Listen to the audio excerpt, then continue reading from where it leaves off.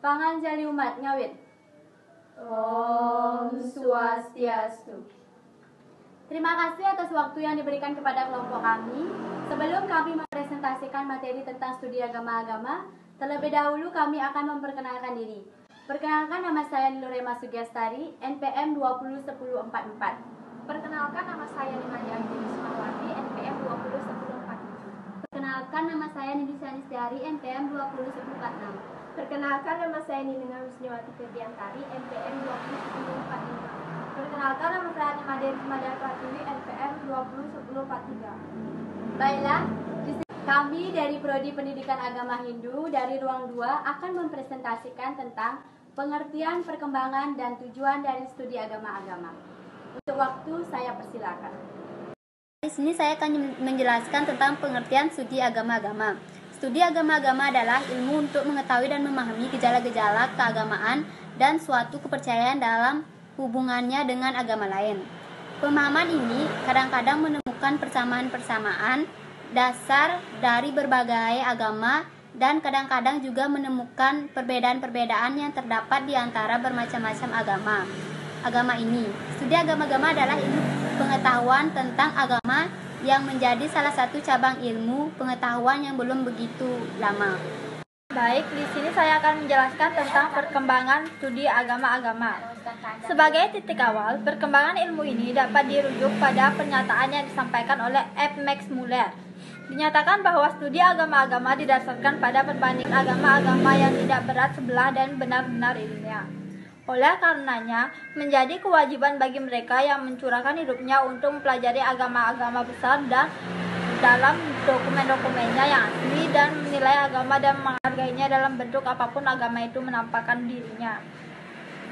Pada tanggal 19 Februari 1870 di Royal Institution di London, ada pernyataan yang kemudian dicetak dalam sebuah buku yang dapat disebut sebagai dokumen besar bagi studi agama-agama di dunia, yaitu Introduction to the Religion. Penerbitan buku tersebut diikuti dengan pemberian kuliah yang berjudul Asal-usul dan Pertumbuhan Agama sebagaimana digambarkan dalam Agama-agama India tahun 1878. Babak awal studi tersebut diwarnai oleh antusias yang sangat kuat, keinginan yang sungguh-sungguh untuk memahami agama-agama lain, dan oleh kebutuhan yang bersifat spekulatif. Selanjutnya akan dilanjutkan oleh teman saya. Di sini saya akan melanjutkan mengenai perkembangan studi agama-agama di Indonesia. Studi agama-agama baru diajarkan di perguruan tinggi pada tahun 1961. Untuk pertama kalinya pada Fakultas Usuluddin Lain, cabang Yogyakarta. Suatu kenyataan bahwa di Indonesia telah berkembang agama-agama besar dunia, yaitu Hindu, Buddha, Islam, Katolik, dan Kristen Protestan. Oleh karena itu, pertumbuhan dan perkembangan kehidupan sosial budaya bangsa Indonesia sangat dipengaruhi dan diwarnai oleh nilai-nilai agama. Karena itu pula kehidupan beragama tidak dapat dipisahkan dari kehidupan bangsa Indonesia. Sebagaimana telah disebutkan di atas bahwa kehidupan bangsa Indonesia tidak dapat dipisahkan dengan kehidupan beragama, maka tujuan kuliah studi agama-agama tidak dapat dipisahkan dan tidak boleh bertentangan dan harus sejajar dengan tujuan pembangunan nasional seperti yang telah ditetapkan dalam GBHN. Ketetapan MPR nomor 2 MPR 1983. Tujuan dimaksud adalah untuk mewujudkan suatu masyarakat adil dan makmur yang merata, material dan spiritual, berdasarkan Pancasila di dalam wadah negara kesatuan Republik Indonesia yang merdeka, berdaulat, dan berkedaulatan rakyat dalam suasana kehidupan bangsa yang aman, tentram, tertib, dan dinamis, serta dalam lingkungan pergaulan dunia yang berbeda, bersahabat, tertib, dan damai. Baik, terima kasih atas waktu yang diberikan kepada saya. Di sini saya akan melanjutkan mengenai perkembangan studi agama-agama.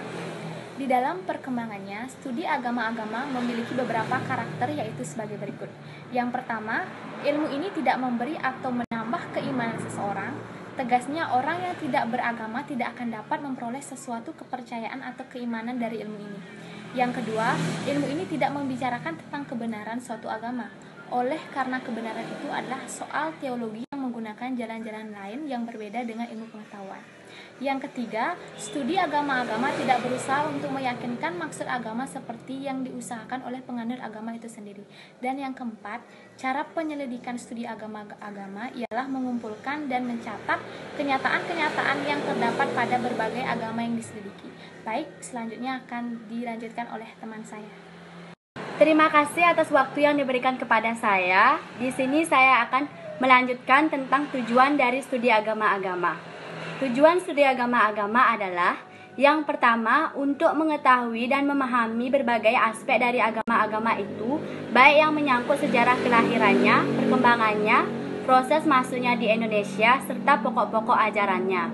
Yang kedua, mengambil manfaat semaksimal mungkin dari nilai-nilai agama tersebut yang dapat memperkokoh serta meningkatkan rasa persatuan dan kesatuan nasional.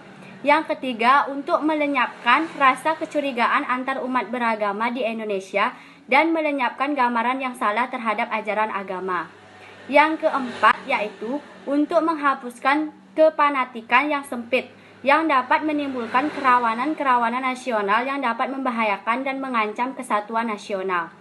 Yang kelima adalah untuk dapat menumbuhkan rasa saling menghargai dan saling menghormati antar umat beragama dalam mewujudkan kerukunan nasional. Dan yang terakhir adalah umat beragama ikut berperan secara aktif di dalam pembangunan nasional.